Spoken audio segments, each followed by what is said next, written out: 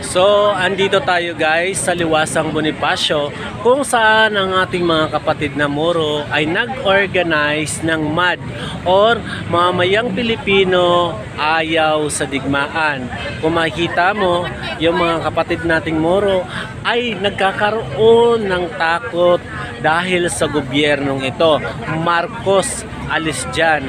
Dahil ang mga Pilipino ayaw ng gulo. Ang mga Pilipino ay gusto ng katahimikan. Ayon sa mga sinasabi mo noong campaign, ang pangarap nyo ay pangarap ko din.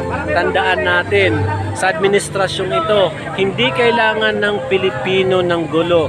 Ang kailangan ng mga Pilipino ay mayroong maayos na trabaho, mayroong maayos na pamilya kung saan mura ang pagkain, mura ang mga bilihin or mga basic commodity natin. Ang mga Pilipino ay gusto lang ng masayang pamumuhay, hindi naghahangad ng gera. Mamayang Pilipino ayaw sa digmaan. Kaya gumawa ng MAD Peace Rally ang mga kapatid nating Moro para iparating sa gobyernong ito na hindi nila kailangan ng kahit anong dahas. Ang kailangan nila maayos na pamumuhay, katahimikan para sa kanilang pamilya, lalong-lalo na doon sa ating mga OFW na labis nag-aalala para sa kanilang pamilya. Dahil sa administrasyong ito, unang-una ang ating mga kababayang OFW ay sobrang apektado sa mga nangyayari sa bansa natin.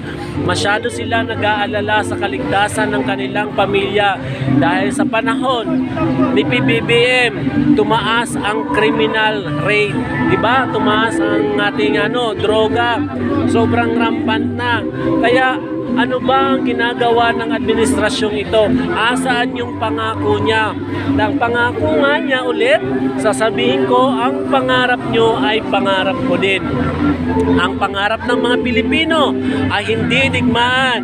Ang pangarap ng Pilipino ay kaligtasan.